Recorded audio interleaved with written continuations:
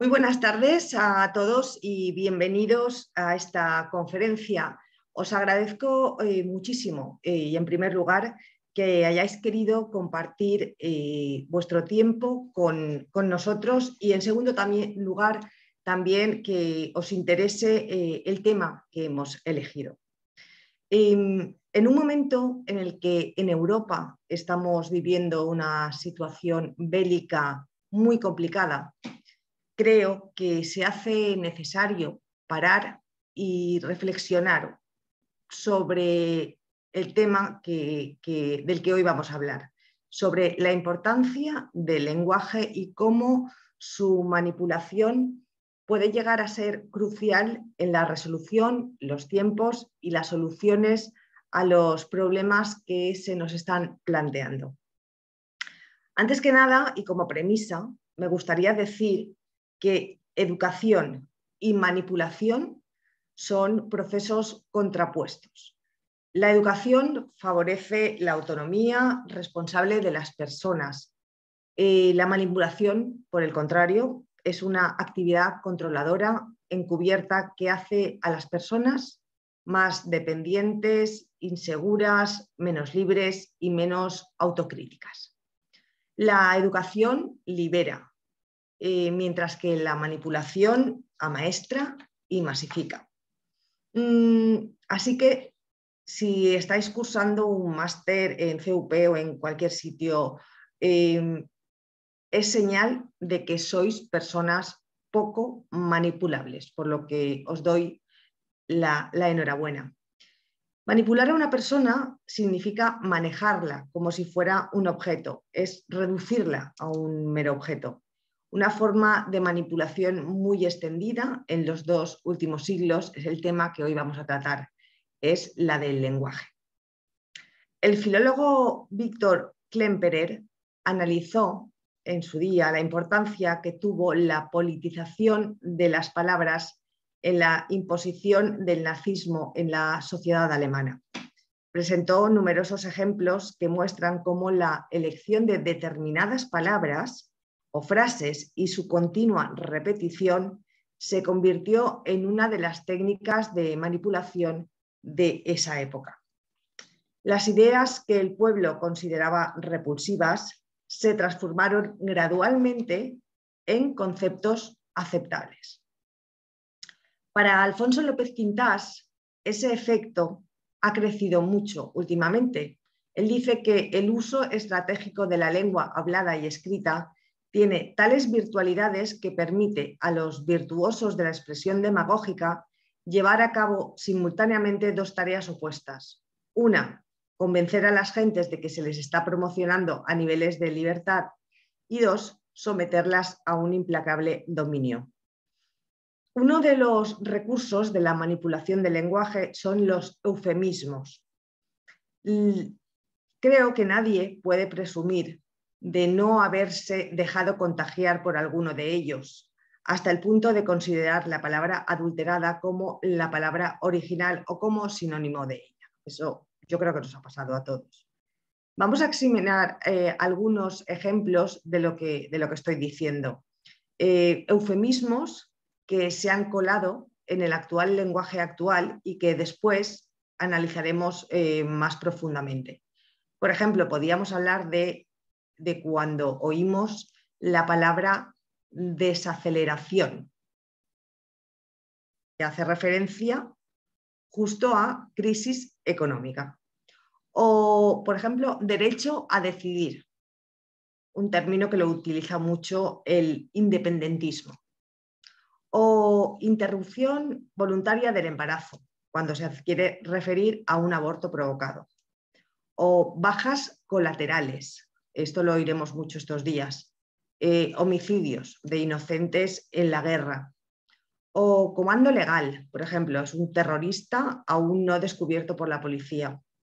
Dinero B, es dinero escondido, no declarado a Hacienda. Ajuste de plantilla. Cuando se dice ajuste de plantilla, evidentemente son despidos. O, por ejemplo, el pasado de copas, que hace referencia a un borracho. O actualización de precios. Siempre que nos actualizan los precios, nos lo suben. O cese de negocio, hace referencia a la ruina. O cese temporal de convivencia, es una separación. O paro laboral, pues hace referencia a la huelga. Otro recurso manipulador, por ejemplo, serían las palabras talismán. ¿Qué es esto? Son aquellas que ejercen un efecto fascinador sobre las personas, inhibiendo su capacidad crítica. La verdad es que en cada época existe un término talismán central o nuclear. Actualmente podríamos decir que es libertad, como liberación, ligado a cambio y progresismo. Los términos cambio y progreso tienen un significado neutro. Sin embargo, el manipulador los opone a retroceso y estancamiento. Pensadlo y veráis. La manipulación del lenguaje es considerada por López Quintás una revolución oculta con graves consecuencias, entre ellas la incapacidad para pensar por propia cuenta y la ceguera para los valores, la disminución de la creatividad y el espíritu gregario. Ante esto, pues los medios de comunicación tienen la posibilidad de habituar a sus lectores y oyentes a distinguir los hechos de las opiniones, aunque muchas veces no se realiza así. Las opiniones son libres, pero los hechos son intocables. Pero no todos los medios se atienen siempre a este criterio.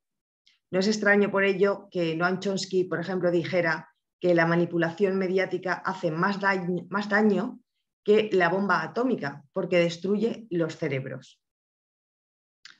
Con el fin de no ser víctimas fáciles de esta manipulación del lenguaje, todas las personas necesitamos asesoramiento preventivo, es decir, estar alerta ante los recursos malintencionados del manipulador o adoptar una actitud crítica y pedir que se matice cada palabra talismán o eufemística, avivar también el amor a la verdad y renunciar a imponer las propias ideas.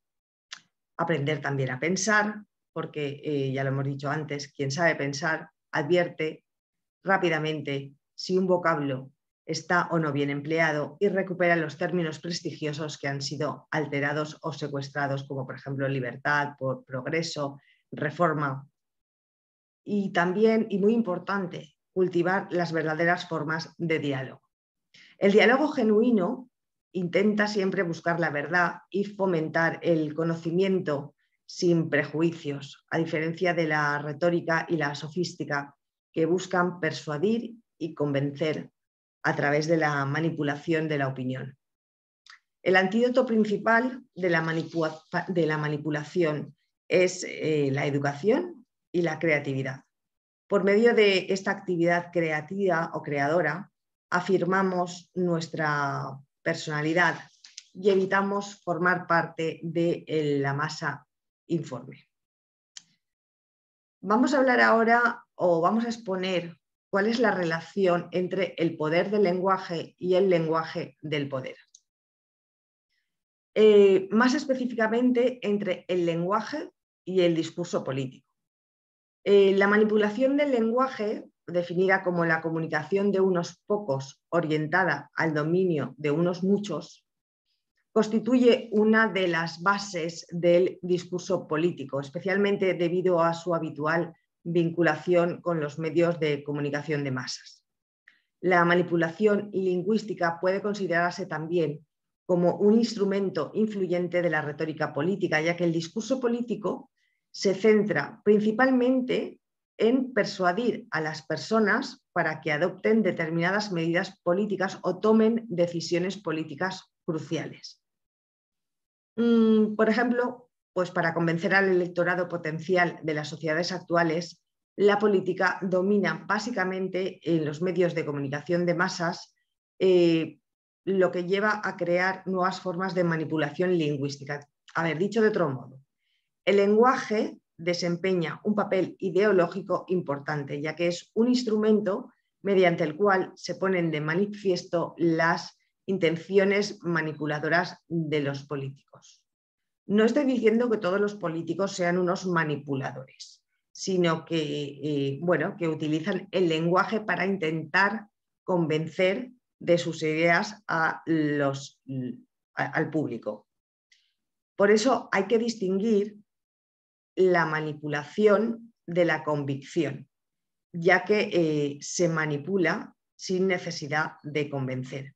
Convencer no tiene como consecuencia el dominio de la otra parte, sino que ambas están al mismo nivel y no se produce ningún sometimiento. Según López Quintás, vencer sin convencer implica la voluntad de configurar el espíritu de otra persona conforme al propio arbitrio. Aquí sí que estaríamos hablando de manipulación. Cabe mencionar al respecto la importancia del destinatario de la manipulación, ya que si existe complicidad, si están al mismo nivel, si las dos partes lo tienen claro, esto no puede calificarse de engaño. Es decir, que la disposición mental de los ciudadanos, en este caso, también constituye un elemento a tener en cuenta, ya que en ocasiones pues es posible que se establezca una especie de cooperación voluntaria o involuntaria entre ambas partes. Dicha cuestión no es ninguna tendencia de este siglo ni nada por el estilo. El monarca prusiano Federico II, el conocido como rey filósofo, ya celebró a finales del siglo XVIII un concurso de disertaciones filosóficas en torno a la cuestión de si es útil para el pueblo ser engañado. Y es que esta utilidad podría rescatar moralmente la mentira.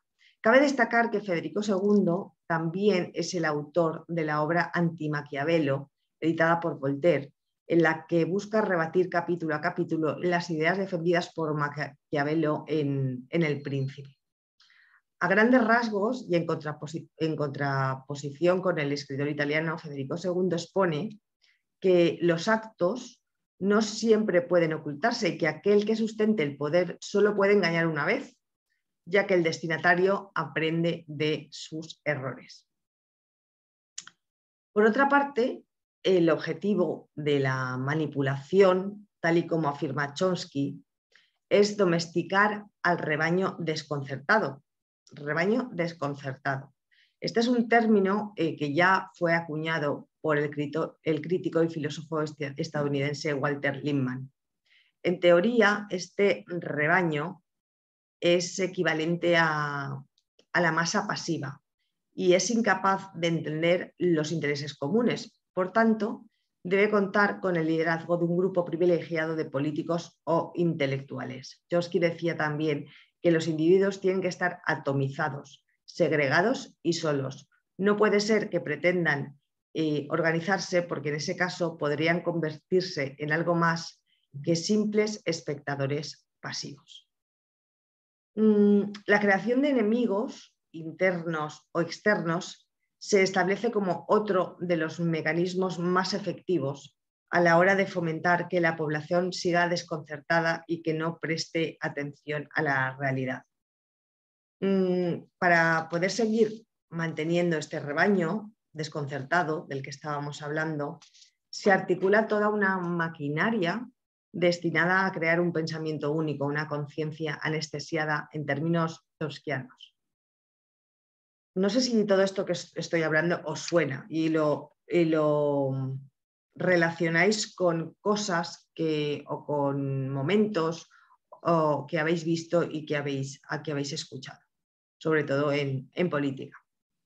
Además, también cabe destacar que la vinculación de la manipulación con la doblegación del pensamiento y los sentimientos, esto se realiza porque al determinar mediante la manipulación nuestro modo de pensar e interpretar la vida, se nos imponen ciertos ideales como modélicos y se doblega así nuestra voluntad y se determina la orientación que damos a nuestra existencia. Incluso nuestros sentimientos a veces pueden quedar a merced de quienes orientan ese poder de discernimiento.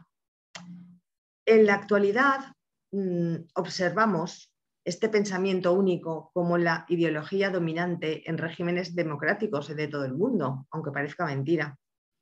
Los medios de comunicación de masas actuales condicionan al ciudadano en la mayoría de países democráticos, de tal modo que su libertad a veces también se establece como una quimera.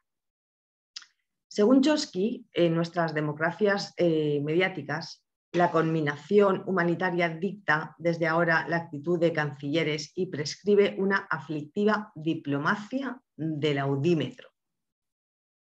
Vamos a hablar un poco de esta expresión, de la diplomacia del audímetro. Por ejemplo, Ignacio Ramonet hace referencia a esta expresión para describir el peso que ha tenido y tiene la compasión mediática en la toma de decisiones en política exterior. Vamos a concretar y vamos a poner ejemplos para que lo tengáis más claro. Por ejemplo, las imágenes de los cuerpos del mercado de Sarajevo, del atentado, serían un ejemplo de ello, ya que fueron las que impulsaron una pronta intervención de la aviación de la OTAN, aunque esta intervención fuera un poco cosmética y simbólica. Esto también se llama el efecto CNN. De hecho, para muchos analistas convencidos de este efecto, en Ruanda, por ejemplo, no se actuó durante los 2 meses de apogeo genocida por la ausencia de imágenes, mientras que el desembarco mediático sí que se produce cuando surge el éxodo de millones de personas y se extiende el cólera y la muerte con escenas que el gran público no puede soportar y consumir.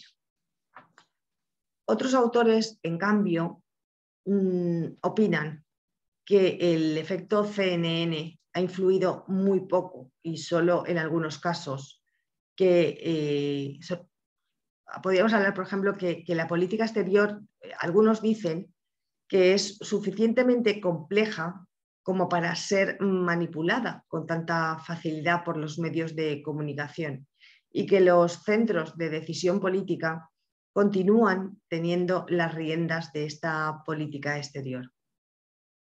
En todo caso, señalan que está demostrado que el poder usa a los medios y no al revés, especialmente cuando está en juego vamos a abrir comillas, la seguridad económica, esto es, los propios intereses económicos.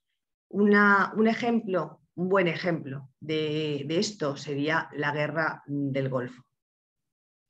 Y es posible, creo, es posible que tengan un poco de razón cuando dicen que los medios van ganando posiciones en cuanto o en relación a influir sobre la toma de algunas decisiones, especialmente cuando hay que hacer algo, pero no determinan el qué y el cómo. Y en último término, los medios actúan de forma totalmente reactiva, es decir, mostrando los hechos una vez se han producido, pero en realidad no tienen una capacidad anticipadora. En lo que sí que hay un cierto consenso es en señalar que hoy día el efecto CNN es condición indispensable para intervenir, excepto en los casos en que de entrada ya existen intereses nacionales que impulsan esta intervención. Para Jacobsen, por ejemplo, cuando no hay intereses nacionales en juego, el efecto CNN es el que puede permitir una movilización para que actúen los gobiernos.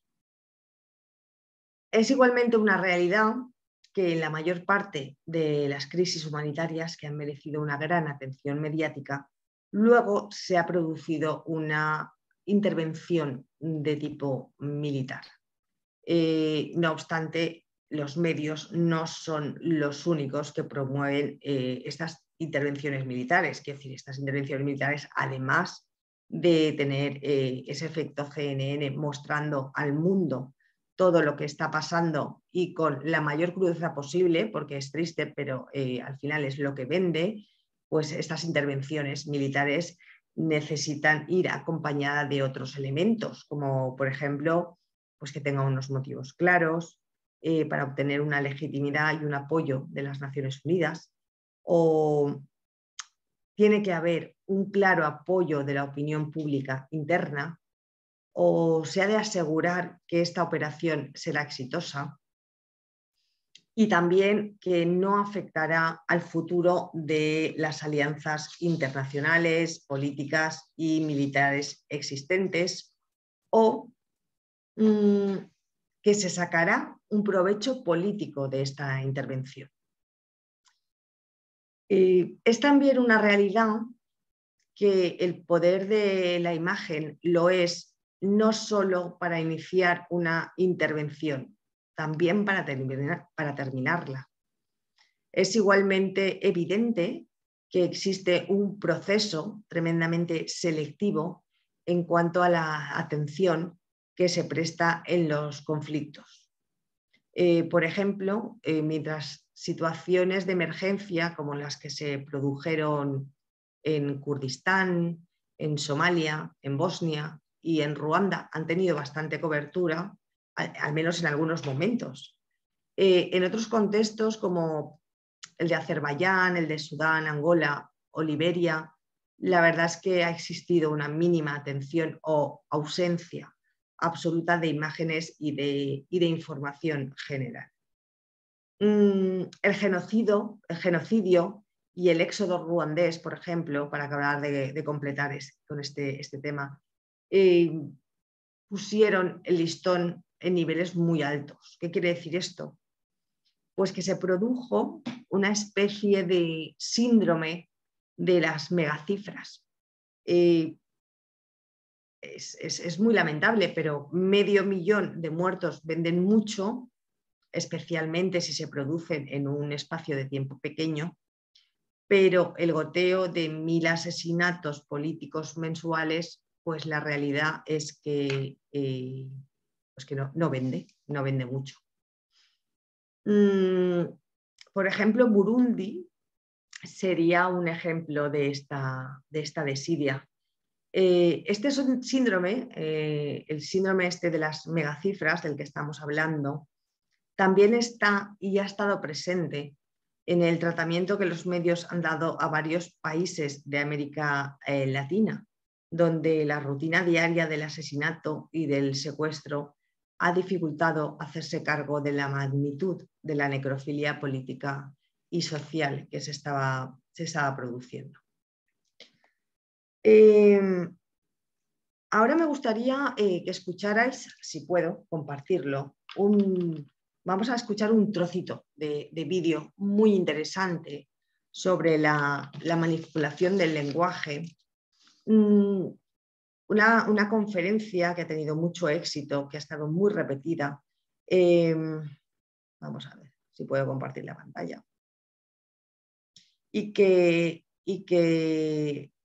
dio César Vidal. César Vidal es un periodista español que tiene fama de decir las cosas muy claras. Creo que va a ser muy ilustrativo. Si podemos, vamos a ver si puedo compartir la pantalla. Dice así: desperdigados en Londres había solo otros 3 edificios de tamaño y apariencia parecidos. Empequeñecían de tal modo la arquitectura de los alrededores que desde el tejado de las casas de la Victoria se divisaban los 4 a la vez. Eran la sede de los 4 ministerios en los que se dividía todo el sistema gubernamental. El Ministerio de la Verdad, que se ocupaba de las noticias, los espectáculos, la educación y las bellas artes. El Ministerio de la Paz, encargado de los asuntos relativos a la guerra. El Ministerio del Amor, que se ocupaba de mantener la ley y el orden. Y el Ministerio de la Abundancia, que era el responsable de los asuntos económicos. Sus nombres, en nueva lengua, eran Miniver, Minipax, Minimor y Minindancia. Las palabras que acabo de leerlas, en las que se describe no una utopía de futuro, sino una distopía de futuro, corresponden a una novela que se publicó no sin poca dificultad en el año 1949 y cuyo autor era un antiguo funcionario colonial británico que respondía al nombre de Eric Blair, aunque ha pasado a la historia de la literatura con su seudónimo de George Orwell. La novela era 1984 y, al igual que Rebelión en la granja o La granja animal, fue una novela que literariamente era extraordinaria, que analizaba con un estilete cortante la realidad política e incluso señalaba lo que podía ser la realidad política futura, y que casi nadie quería publicar por la sencilla razón de que la crítica al sistema socialista era tan evidente que no se podía negar. Orwell sabía de lo que estaba hablando en cuanto a la manipulación del lenguaje. Si leyera el resto de la novela, resultaría cómico cómo se manipulaba a la población simplemente desde los 4 ministerios que formaban el gobierno de ese ente futuro, de esa Inglaterra socialista en la que vivía el protagonista de su novela. De manera bien significativa, el Ministerio del Amor se ocupaba de la ley y el orden. Sin duda la ley y el orden son importantes, pero no parece que sea lo que más encaje con la idea de amor. El Ministerio de la Paz era precisamente el ministerio que se dedicaba a la guerra. El ministerio de una población de manera consciente y cruel, muerta de hambre, era precisamente el Ministerio de la Abundancia. Y el Ministerio de la Verdad se ocupaba de actividades como los medios de comunicación o las artes, que no eran nada más que canales indiscutibles de mentira y manipulación. En ese sentido, la manipulación del lenguaje era tan absolutamente clara que Orwell se permitió inventar palabras como la famosa double tag o doble lengua, que permitía manipular el lenguaje para que el lenguaje dijera exactamente lo contrario de lo que se suponía que debía decir. Y, por cierto, en ese mundo en el que Orwell describía cosas extraordinarias, tengo que decir que hace unos años descubrí con enorme sorpresa que Orwell, más que inventar sobre el futuro, en muchos aspectos simplemente describía la realidad que él había vivido en España. No voy a relatar el final de 1984 porque supongo que entre los asistentes puede haber gente que no haya leído el libro y no sería elegante destriparles su conclusión.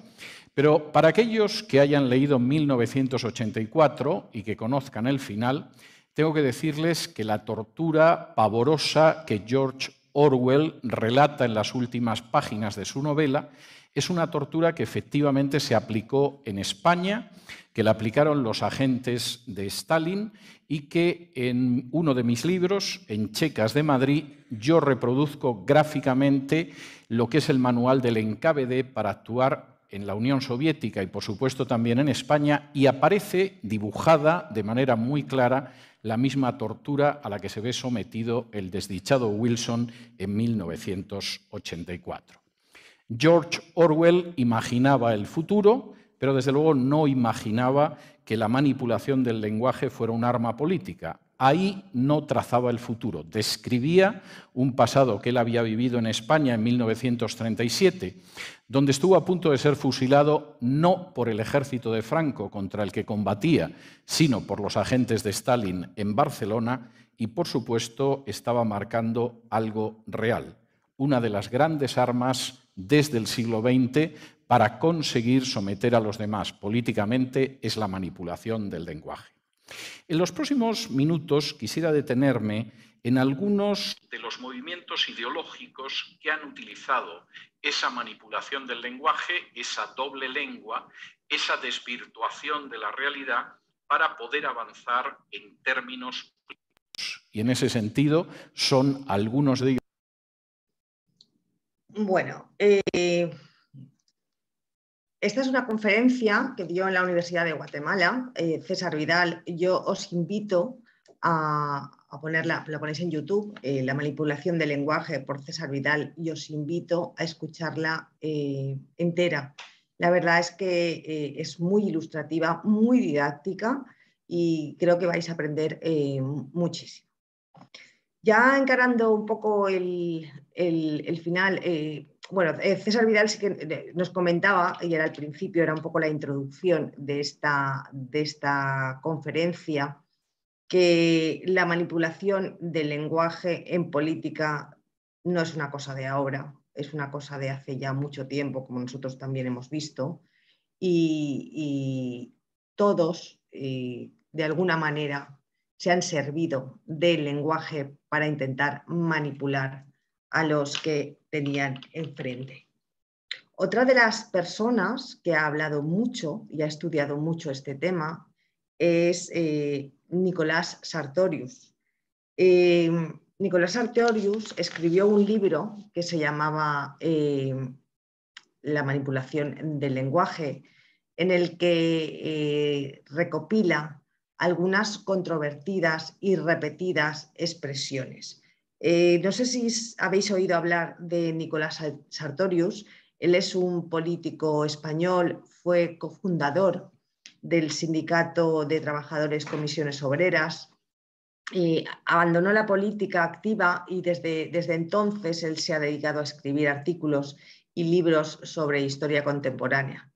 Pues bien, este hombre es el autor, es una mente privilegiada, es el autor del libro La manipulación del lenguaje y en él analiza conceptos como, por ejemplo, el España nos roba, que supongo que habréis escuchado, o hemos vivido por encima de nuestras posibilidades, o populismo o nacionalismo. Son conceptos que hemos escuchado, hemos leído constantemente en los medios de comunicación, pero al final de todo esto sabemos lo que quieren decir, sabemos de dónde nacen.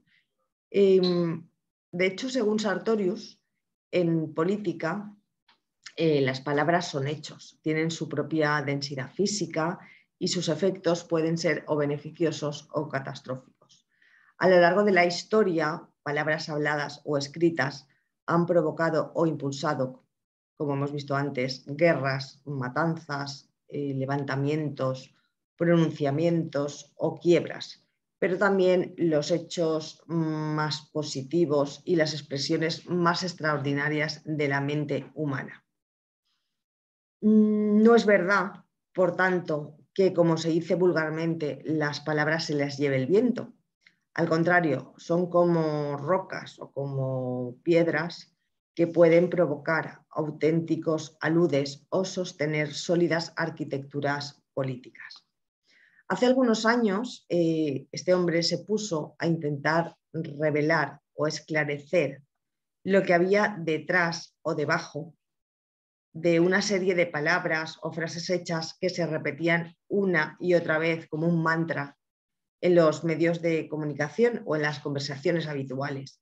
Parecía que el auténtico significado de estos vocablos, de estas locuciones, de estas frases hechas, era justamente el opuesto del que literalmente expresaban. Y sin embargo, el público los asumía como si fueran veraces, se les vendía como si fueran verdades. Vamos a ver 5 de ellos para acabar esta charla y luego sí que me gustaría, bueno, si podemos tener alguna... Sí, a ver, me dice Cuscaita Ayol desde Ecuador, si le podemos... el título de los libros, sí. He dicho que el de Nicolás Sartorius se llama La manipulación del lenguaje, así tal cual.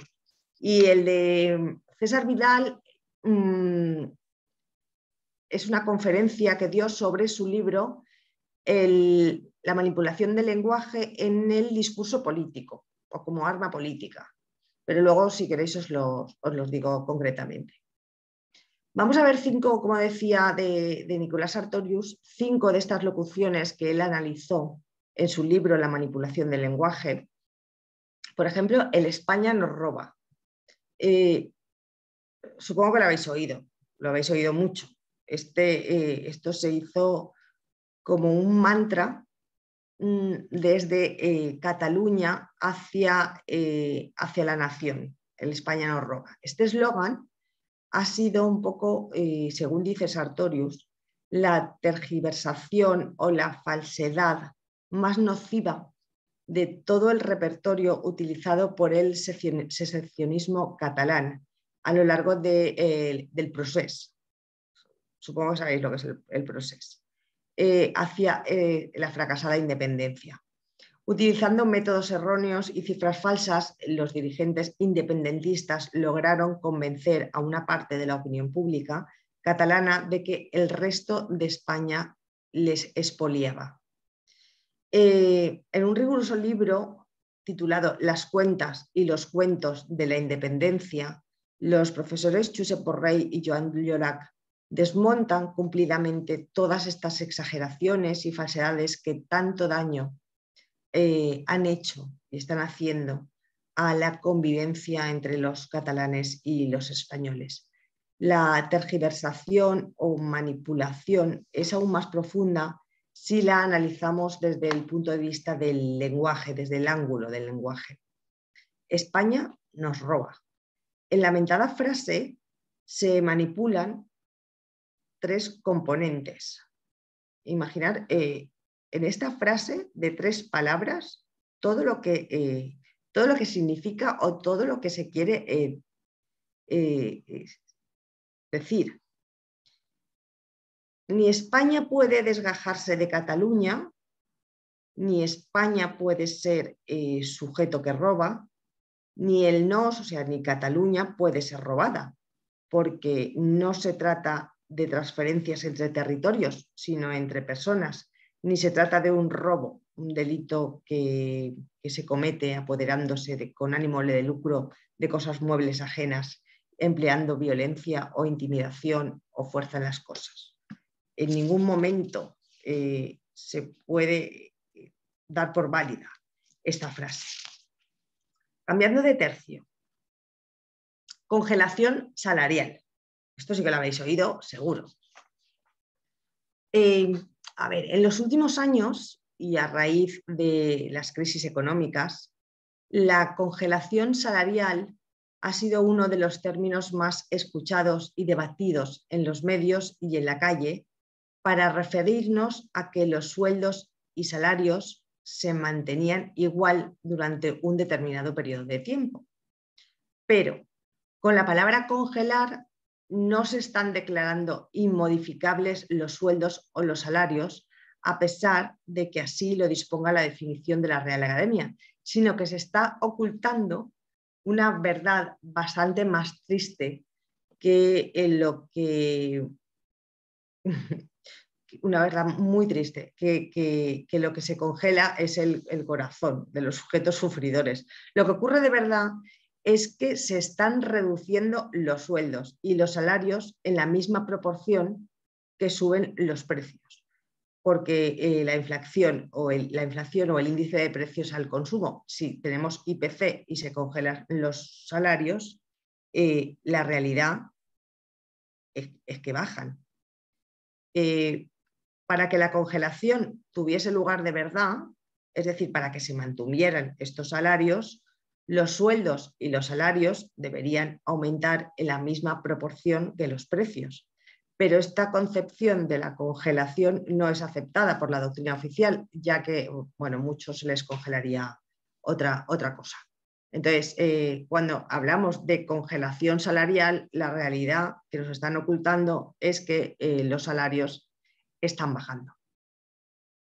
Otra de las frases manidas por los medios, por todos en general, es la del estado del bienestar.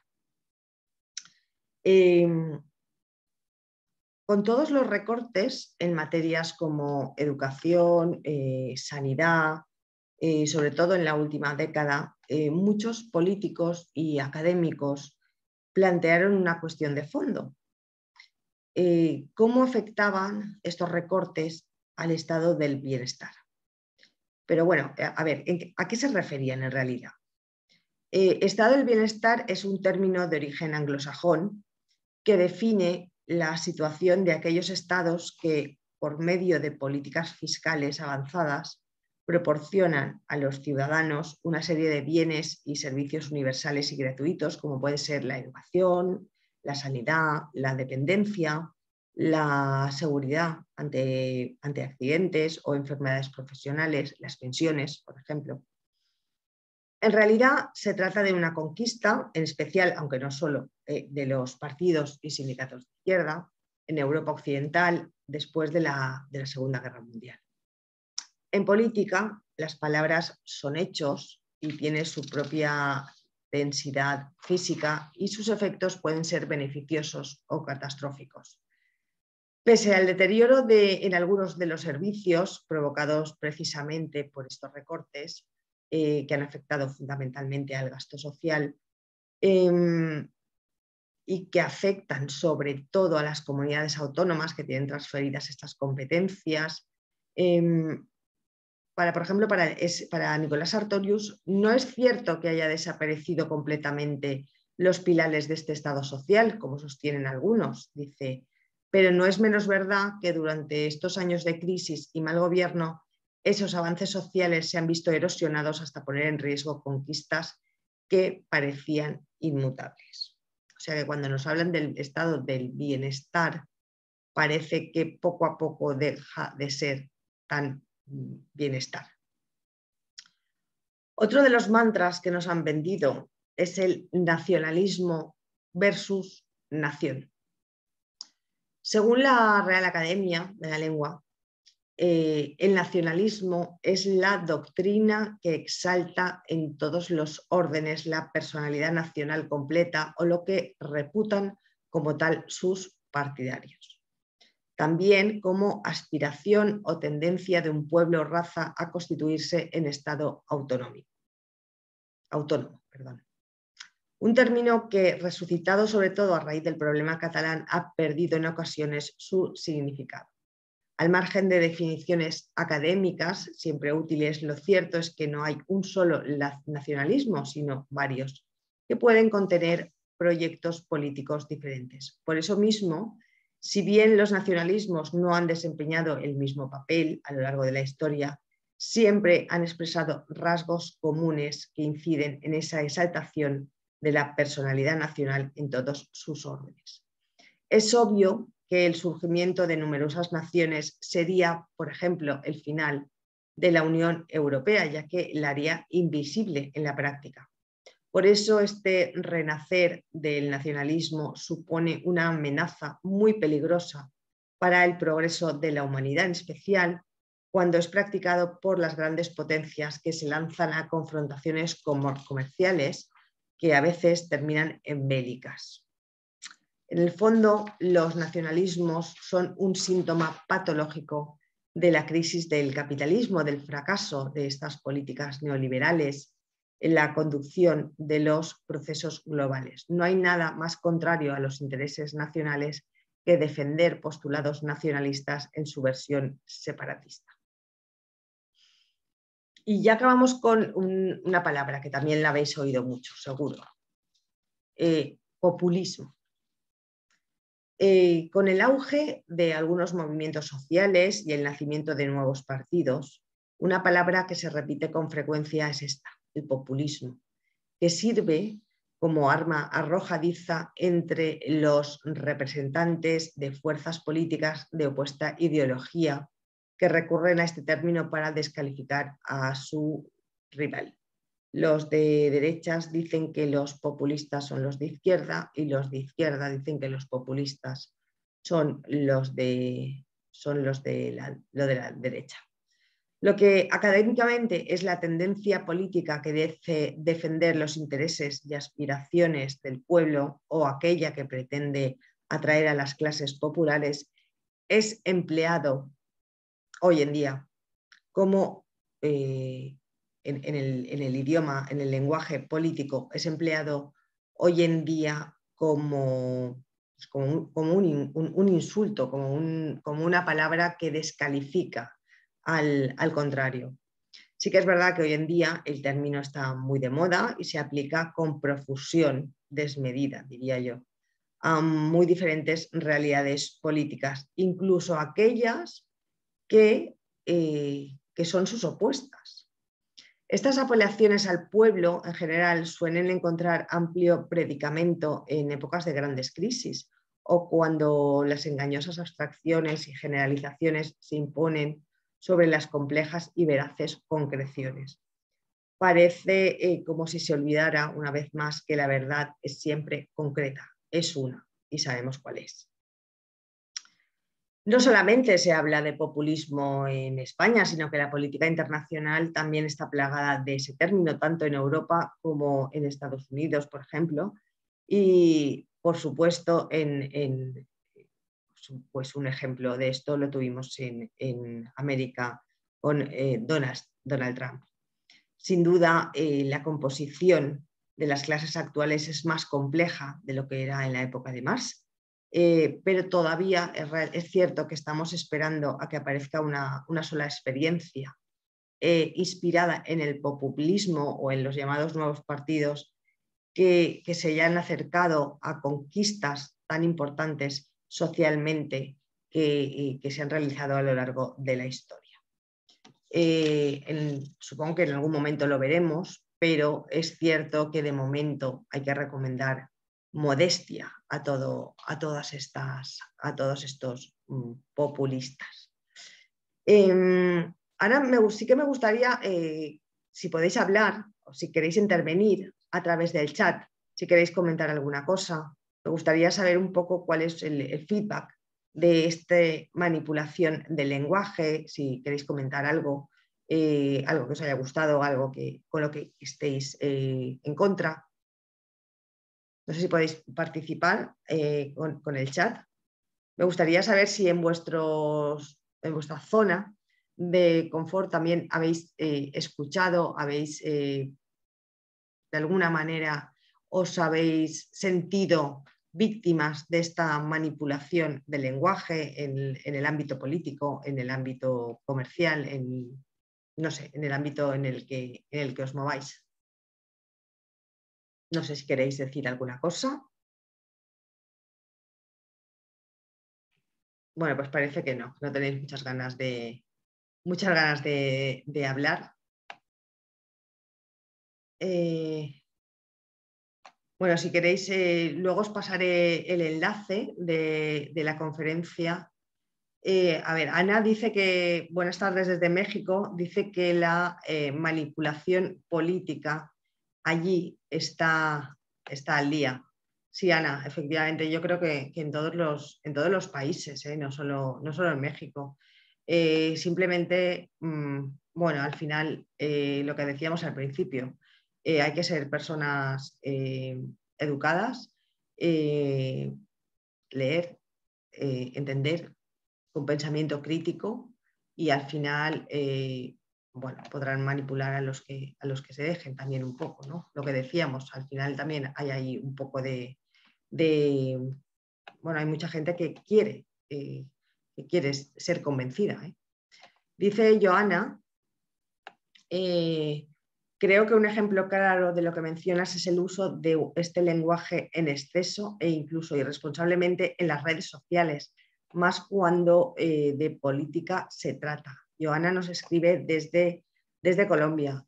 Bueno, sí, en realidad las redes sociales son un caldo de cultivo muy importante para todas estas palabras que las leemos y leemos muchísimas veces y al final de alguna manera las hacemos nuestras y las volvemos a repetir. Esto es una manipulación del lenguaje bastante complicada.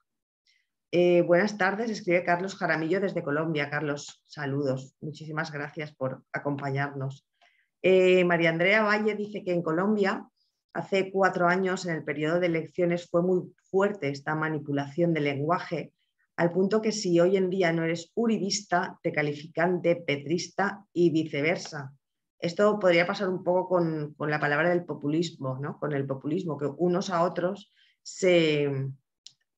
como que se tiran la pelota. Al final ya no sabemos quién son los populistas y quién no, pues supongo que habrá pasado un poco lo mismo. Martín, buenas tardes. El socialismo desechado en otras zonas ha caído en tierra fértil en América Latina. El principal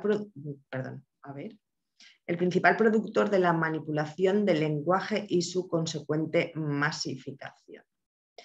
Ricardo dice que en la comunicación lo más importante no es lo que se dice, sino más bien cómo se dice. Esa es la base de una buena persuasión. Es cierto, Ricardo. Sí que es verdad. No sé si lo habéis... bueno, el tema de la telegenia, el tema de el poder de las formas, el poder de saber cómo decir algo, bueno, al final sí que es más importante. A veces la gente se fija más en el cómo que en el qué. Carlos Andrés Jaramillo dice que el poder de la comunicación mueve masas. Efectivamente, Carlos, tienes muchísima razón. Christopher Rubalcaba dice, en el ámbito religioso también se escucha mucho esta manipulación, incluso en tiempos actuales. Sí, Christopher, está en todos los ámbitos, quiero decir, no dependen del tema, depende de la utilización que se haga del idioma y de hecho esta utilización se puede realizar en todos los ámbitos.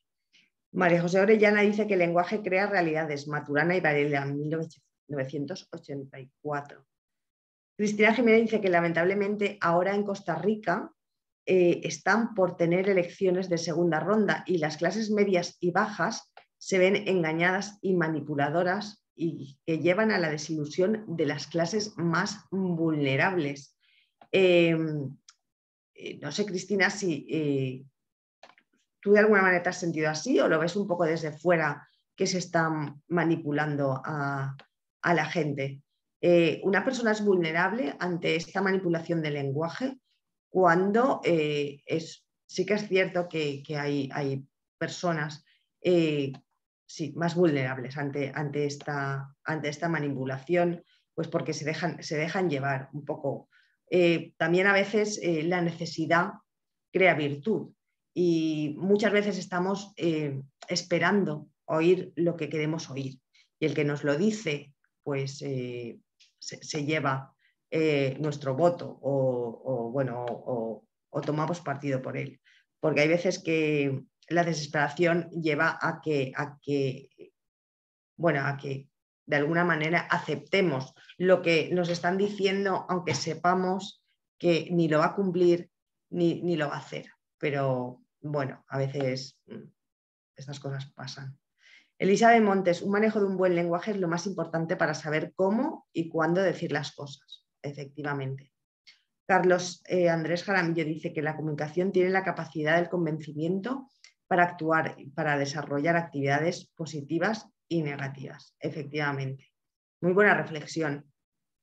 Emanis Pierre, buenas tardes desde República Dominicana. Creo que las manipulaciones están en todos los ámbitos. Lo importante es no quedarnos una única información y capacitarnos para no caer en el engaño.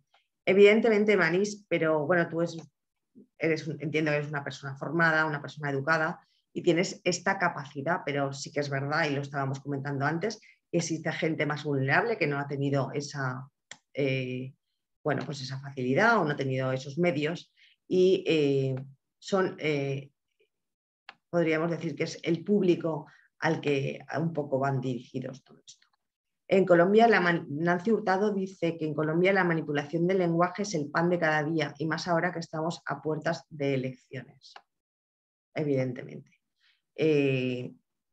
Sí, es verdad que la manipulación del lenguaje se realiza todos los días, pero sí que es verdad que cuando se está en un proceso electoral, esto es mucho más evidente. Uno, porque se consume mucho más discurso político, otro, porque los políticos están a todas horas en los medios de comunicación y después porque tienen muy poco tiempo para convencer a mucha gente. Con lo cual, la manipulación del lenguaje se hace cada vez, si cabe, un poco más patente y agresiva también. Ana, la educación y la comunicación van de la mano. Desafortunadamente, la primera es de mala calidad y la segunda se ve coartada por los poderes políticos. En México, por lo tanto, las clases menos favorecidas económicamente se pueden manipular más. Bueno, en México y yo creo que en todos los países del mundo. Quiero decir, no depende creo que de una nacionalidad, depende más del nivel de educación que se pueda tener. Bueno, pues muchísimas gracias por participar. Me ha encantado estar con vosotros. Muchísimas gracias por compartir este rato. Espero que la hayáis disfrutado tanto como yo preparándola. De verdad que ha sido un placer. Y bueno, espero veros muy pronto. Muchísimas gracias, muy buenas tardes y hasta la próxima.